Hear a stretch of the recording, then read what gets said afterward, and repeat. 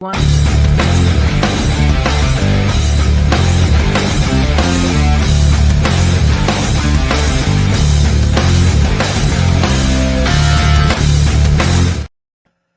That music always hang my head.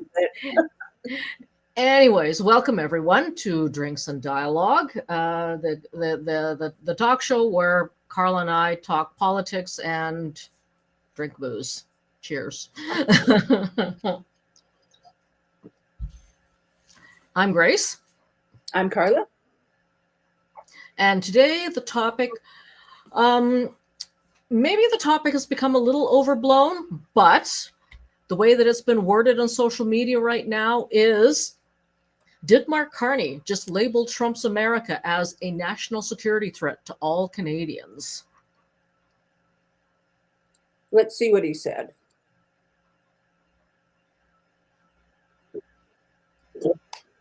Sorry. My bad. I forgot. I just went straight there. Share screen.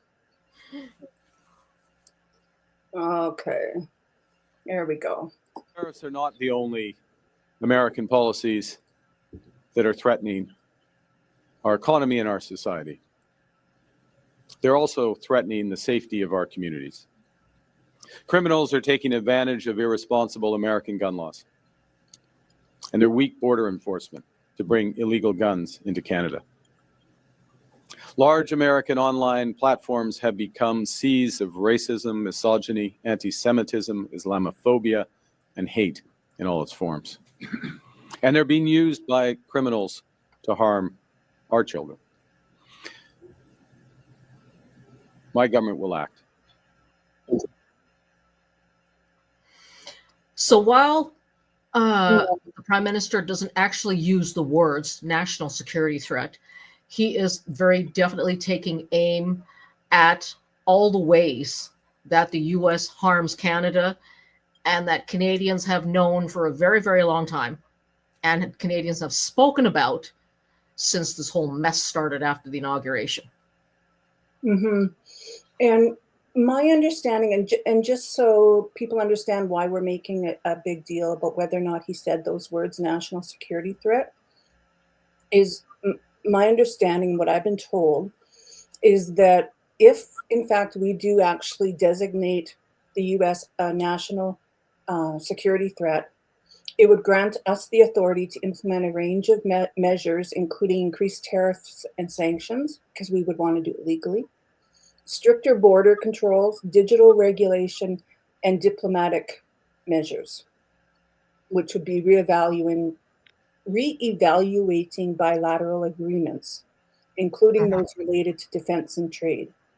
Yep. So when we heard that he said that he would designate the United States as a national security threat, that was a big deal. Now we find out he didn't actually say that. Let me just see here. I'm going to read through what he actually said again. The tariffs are not the only American policies that are threatening our economy and our society. They're also threatening the safety of our communities. Criminals are taking advantage of irresponsible American gun laws and their weak border enforcement to bring illegal guns into Canada. Large American online platforms have become seas of racism, misogyny, anti-Semitism, Islamophobia, and hate in all its forms, and they're being used by criminals to harm our children. My government will act.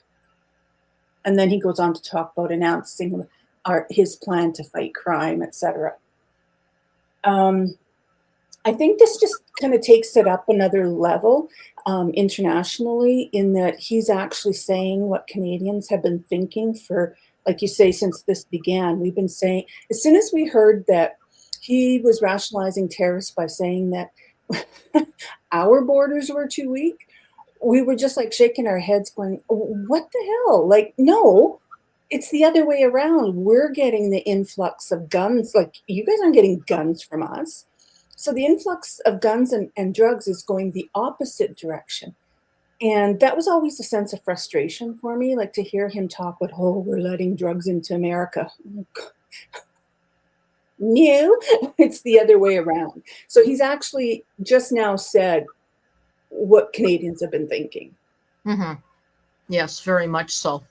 So the three areas that PM Carney spoke about is guns, drugs, and American social media platforms. That's what the three areas boil down to. Yeah. So if we're going to talk about that, let's look at some of the stats. So says when it comes to guns, the statistics are alarming. According to StatsCan 2022 Eurostat report on firearm-related violent crime, Canada saw an 8.9% increase in gun crimes from 2021 to 2022, with unregistered firearms, many smuggled in from the US, being the primary weapons used. In Ontario alone, gun crime incidents surged by 26%, totaling 4,791 cases in 2022. A significant portion of these illegal guns can be traced back to the United States, where lax gun laws and weak border enforcement have created a pipeline of firearms flooding into Canada. Carney didn't mince words in his recent statement, pointing to irresponsible American gun laws and their weak border enforcement as the root cause of this epidemic, which is fueling violence on Canadian streets. And I'll be honest, I'm kind of torn about this. I mean, absolutely, he is correct. All these illegal guns are coming from the States. It's not the opposite. And too many people are dying because of gun violence in this country. But there's also other stats we need to look at, such as the fact that, like, what is it that what the heck was the numbers? But anyways, there are like something like 21% of Canadians are registered legal gun owners. My husband is one of them. And in order to get your gun license in this country, you have to jump through a lot of hoops. Seriously, a lot of hoops. Mm-hmm. Now, I know that one thing that my husband is actually quite upset about is the recent laws that they're retrofitting, not retrofitting, what's the word I want? They're making new gun laws when it comes to handguns, retroactive. So if you have a restricted license and can purchase a handgun in this country, you are going to be allowed to keep it. But no one here on out will be allowed to purchase a handgun.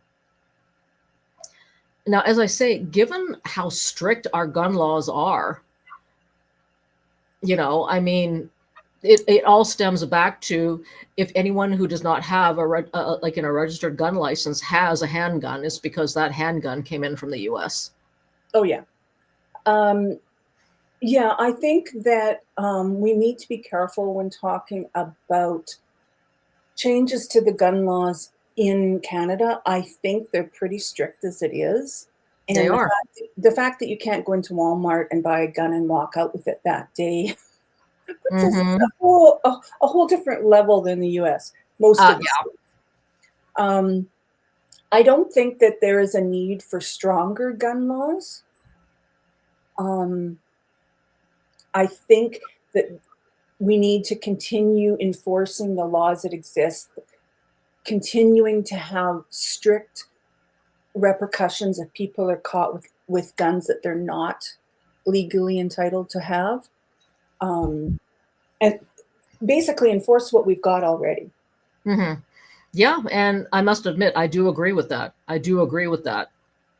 Because the fact remains that 21% of legal gun owners in Canada, because of the hoops they have to jump through, these are responsible gun owners.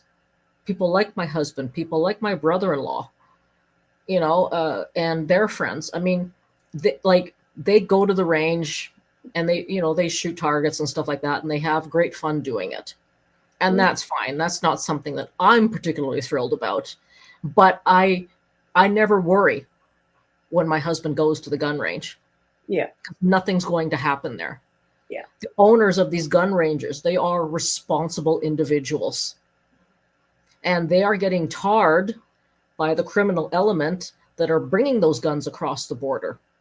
And it's not fair to them. Yeah.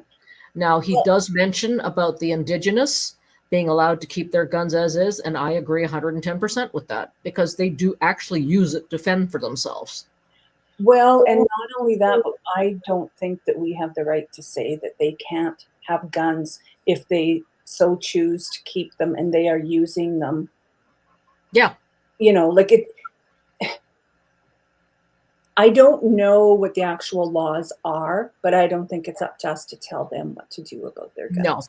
No, not the indigenous, no.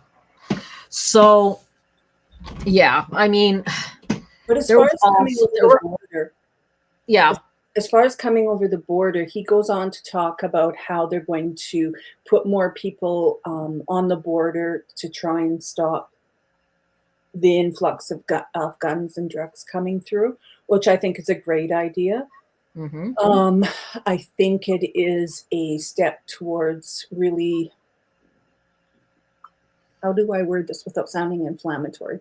I think it's a needed step in the security of our country as well, in our defense, because we've always been very proud of the fact it's the longest unguarded, yeah, unborder. Well, it's guarded in the sense that you don't let. You still have to go through customs and stuff like that, but we were very proud of that. But I think those days are over, and I think we need to start protecting ourselves. And I think this is just one step, because he's talking about putting more RCMP in and stuff there. So yeah. And I really don't know that much more needs to be said about drugs. I mean, we know that the scourge that is fentanyl and how it's affecting our country and stuff like that. And that will go part and parcel with guns. That will go part and parcel with increased border security, making sure that the drugs don't make it across the border. Yeah. I think the one thing, though, that we do need to discuss, and I know you and I have differing views on this, is the social media aspect of it. Oh, can we just go back before we get too far down that thing? Can we go back to the whole border crossing, preventing crime, fentanyl and stuff like that? Yeah. And I mentioned this to you earlier, but I'm going to say it again. One of the things I think that we in Canada do poorly, and I wish we did better, is because we're the nice country and because we're polite and all that kind of stuff, it tends to come up in weird places, such as the criminal justice system, where we say somebody got life for first-degree murder and 25 years later they're out, or earlier if for good behavior. I really wish they would change it so that the laws in Canada, when someone gets a life sentence, it's actually a life sentence, not 5 years. Anyway, yeah, to say that. I think that would be a deterrent as well. Yeah, I think it definitely would. I mean, it bothers me immensely that Carla Homolka is back on the streets, knowing what she did. Yeah.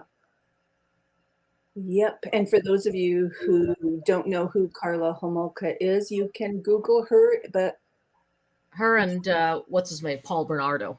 Yeah. Paul Bernardo. Yeah. But if you want to sleep tonight, maybe wait till tomorrow. Yeah, it's a rabbit hole. That one is. Yeah, it absolutely is. So yeah, I think that, and also I think to increase some of the jail time for those who are caught distributing, selling, etc., drugs like fentanyl. I think it needs to be a lot more of a deterrent than it is. Yep. Okay, social media. Okay, social media. So, I mean, Mark Carney talks about where do we? Yeah, large American online platforms have become seas of racism, misogyny, anti-Semitism, Islamophobia, and hate. Now, spades on that. I think we can agree on that. It's pretty bad out there. I think the discussion then becomes, what do we do about it as a country? Now, I'm all for banning Twitter. Oh, I am too. I mean, Twitter's just bad no matter how you look at it right now. Well, and we can justify it now. It's Elon's. Yeah. Musky boy. The musky Mm-hmm. boy. Yep. It's a security threat to have him listening into that many conversations, so ban it. Yep. Pretty much. But what they talk about here, Canada could introduce regulations targeting US based social media platforms, forcing them to curb the spread of hate speech and disinformation that targets Canadians. Now, when it's worded like that, I think it's hard to argue the point. But then, how exactly do you do that and Well, not become a, a giant echo chamber that is already a problem? I think I don't understand the technical side of things, but I think that there are ways to do it. But right now, you know that on Twitter, if you report somebody because they are threatening somebody, you're lucky if anybody even looks at it. Never mind, they're not going to do anything. Yep. So maybe there is, if you want to operate in Canada, you need to have an appropriate reporting system, and you will get back to people by such and such. I mean, hey, this is a business. Mm-hmm. It absolutely is a business. Staff it properly, and that includes a customer service that will help people who are experiencing difficulties this way. Have people out there on the twit. What's the word? It's getting late.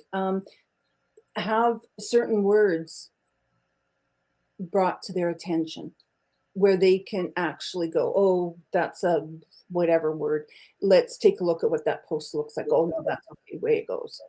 So that, I'm going to kill you gets flagged. Flagged, that's the word. Gets flagged. And you look at it and you go, oh, this is so and so saying, what? You've got chocolate cake and I don't? I'm going to kill you. Let it go. Oh, I'm going to kill you because you think that Trump is a bad person. That's a different kind of interaction. So I think it's possible, but it will require money, time, and commitment. And right now, I don't know that people like Muskie would be willing to do that. Mm-hmm. I mean, okay, so I'm just reading a comment about this entire situation. We need a Canadian version of Facebook and Twitter and ban the rest. Get rid of all foreign owned media. Lock down TV to end Fox News in Canada. I think the only one that I would agree with is to get rid of Fox News in Canada. We don't need Fox News in Canada. We really don't. Yeah. If we were to do what that post says, we would be China. Yes, we would. We would be in our own little echo chamber. We wouldn't know what was going on in the rest of the world, etc. So no, I don't agree with that. But I don't.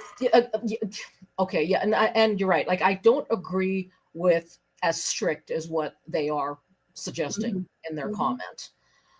But what I do agree with is, I mean, yes, I like the idea of the whole customer service thing. Like if you flag someone as saying, this was not a great comment or whatever, then it will be looked at within a reasonable amount of time.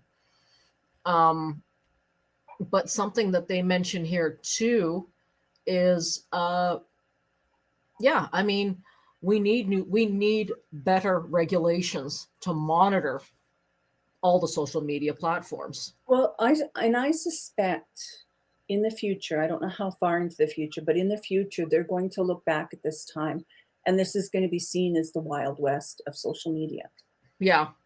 There's no rules, there's no whatever. And I think part of that comes from the American influence of free speech that, I believe in free speech, but I also believe that with free speech comes responsibility. Your rights come with responsibility. You have the right to free speech, but then you're responsible for what you say.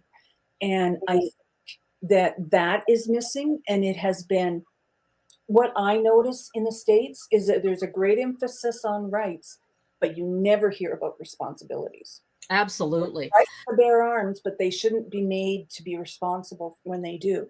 So I think that has come across through a lot of the American social media platforms that, oh no, we can't censor, we can't censor.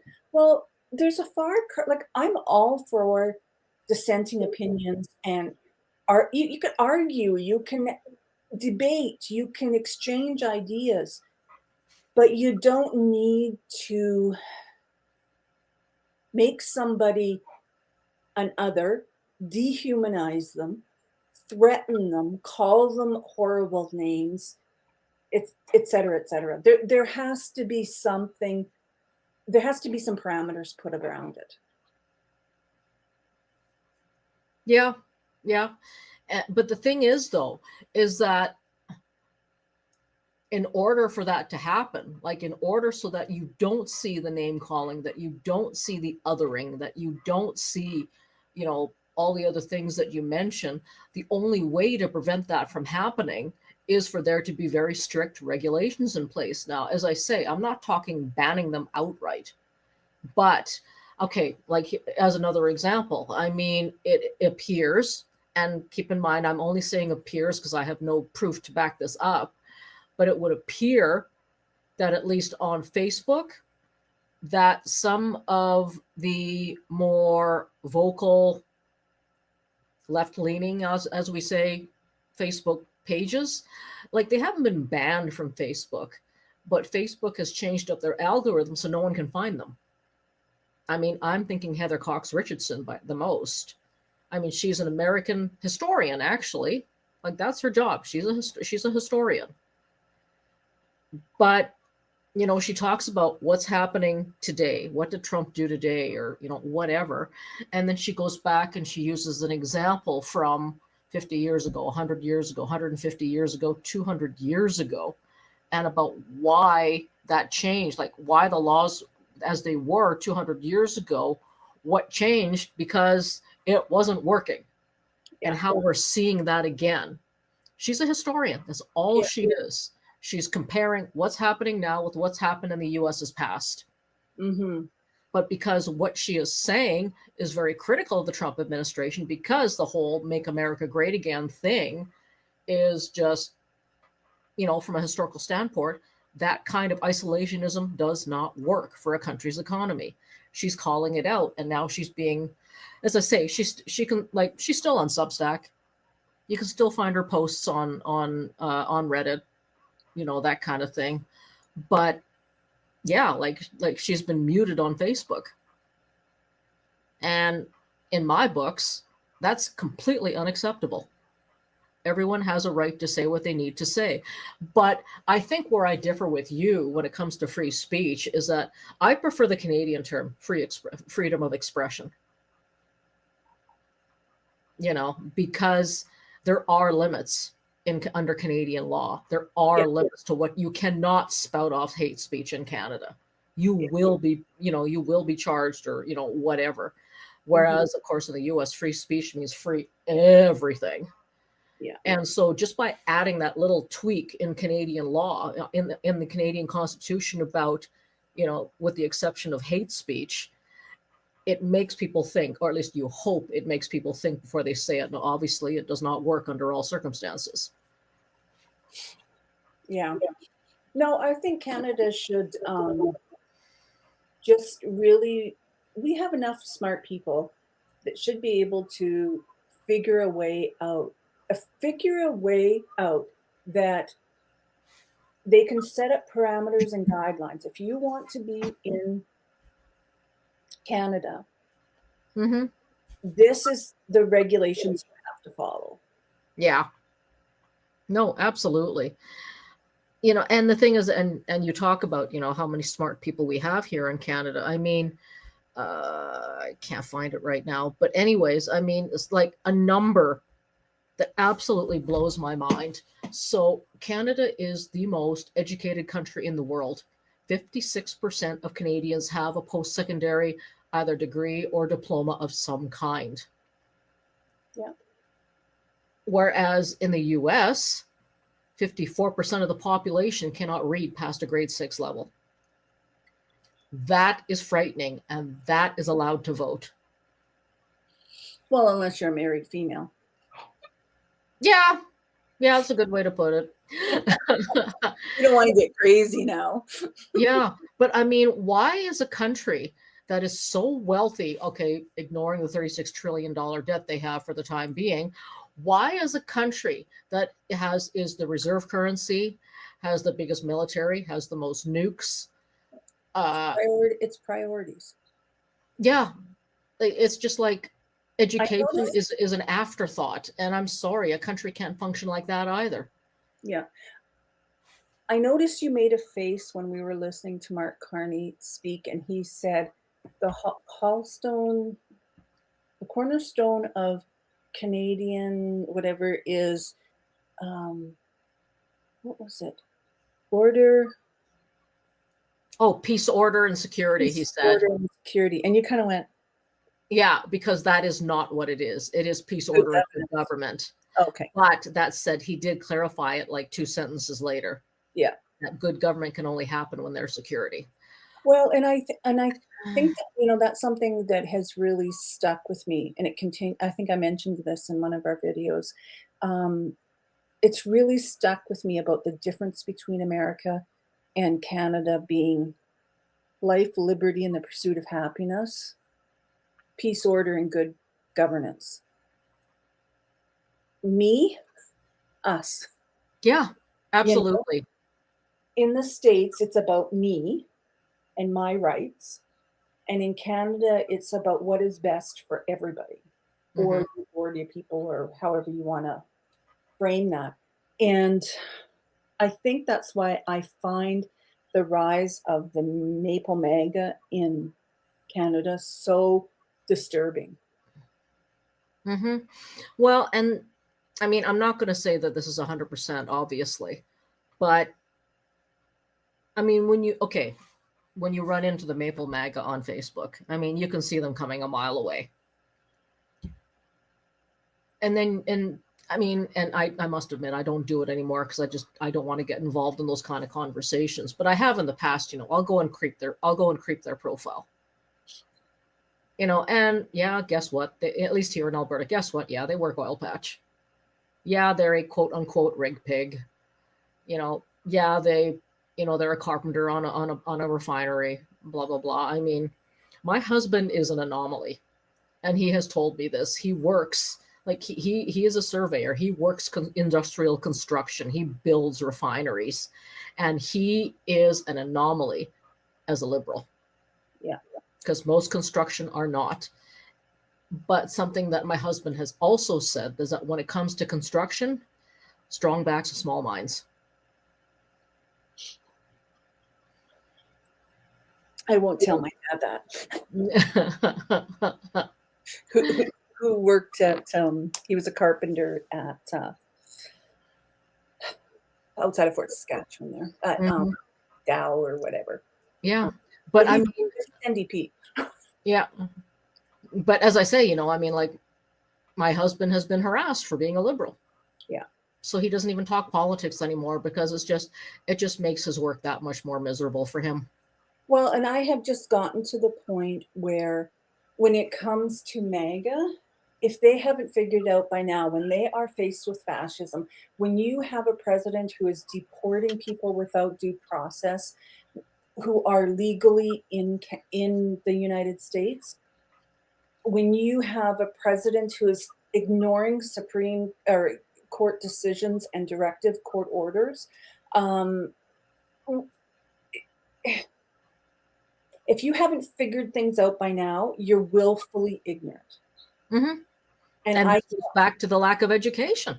And I can't be bothered. I've got better things to do with my time than to try and convince you of something that is so blatantly obvious and you choose not to see it. If somebody is confused, if they want to know what's this or what's that, or I voted for Trump, but now I don't know what happened. Blah, blah, blah. Sure, fine. Let's have a conversation about it. And you know, as they say, there's no shame in being lied to.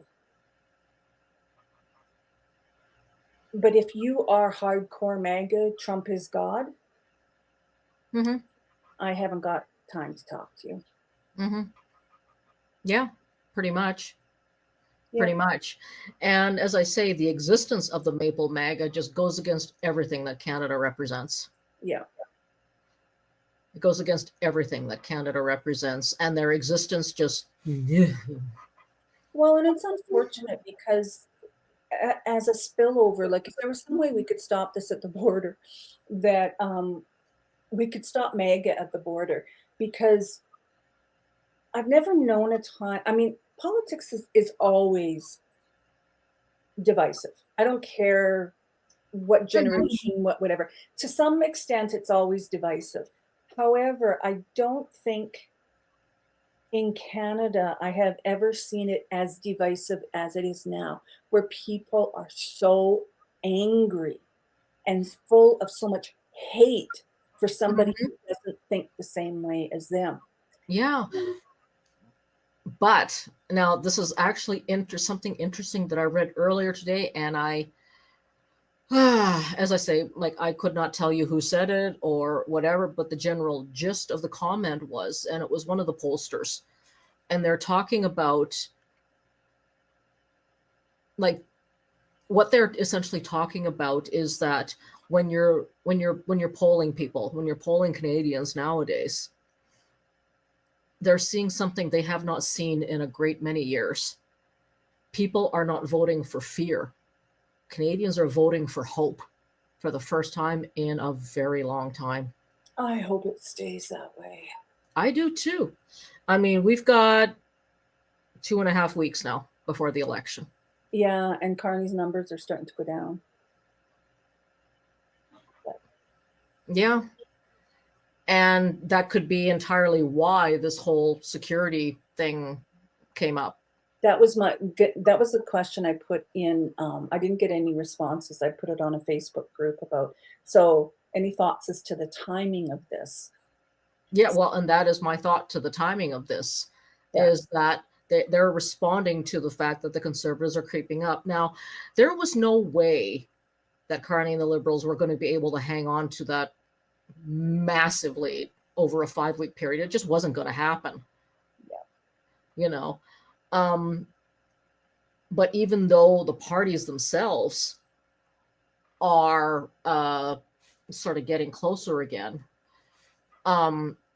Carney still way outweighs Poilievre as the preferred choice for prime minister. Yeah. And that could be the Liberals' saving grace, possibly. I just wish that Alberta, even if you're not a Liberal, even if you don't even like the Liberal Party, I wish Albertans would get smart and realize that if we're going to have a Liberal government, we need a Liberal representative. Or a few Liberal representatives that can sit in cabinet. Yeah, like at this point, it is, we just keep bashing our head against the wall by voting Conservative, and it's not getting us anywhere. And then we turn around and complain that we don't have a voice, that nobody's listening to us. Well, why would they? Mm-hmm.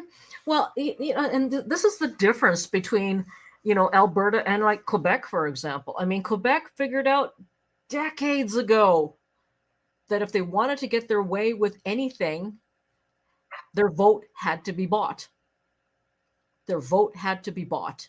And so until the advent of the Bloc, it was, I mean, Mulroney knew exactly what he was doing in 1984 when he appealed to Quebecers. And they bought it, and they overwhelmingly voted Conservative that election. And then when Chrétien won in 93, exactly. I mean, he was going right after the Quebecers because he knew what Quebecers wanted. Quebecers votes can be bought with political promises. Albertans just continue to vote blue over and over and over and over again, it's like that whole thing about what is the true definition of insanity? It's continue to do the same thing over and over again and expect different results. Yeah. And as long as Alberta continues to vote blue, I mean, because like nothing happened when Harper was PM because he knew those votes were in the bag. Yeah. He didn't have to do anything for them to vote for him. So why would he do anything when he could focus on getting the votes in Ontario and Quebec? Yeah. You know, and like if Albertans could figure that out, then maybe we'd be in a better place rather than talking about a separation referendum. Yeah. I mean, that's provincial politics, and that's a whole other ball of wax right now. Yeah. Okay. Now that we've solved the world's problems,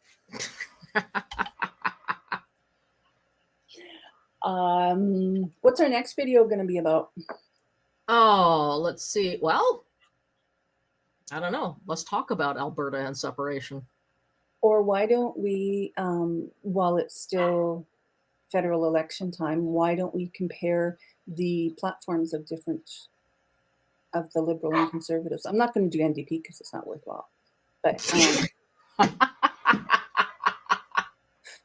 I'm sorry, they're not going to form government. No, they are not going to form government. And yes, but Bless their little I mean, I will give them this. I will give the NDP this, is that they are, as of right now, the only party that's actually trying to do something for our lower class citizens, our working poor.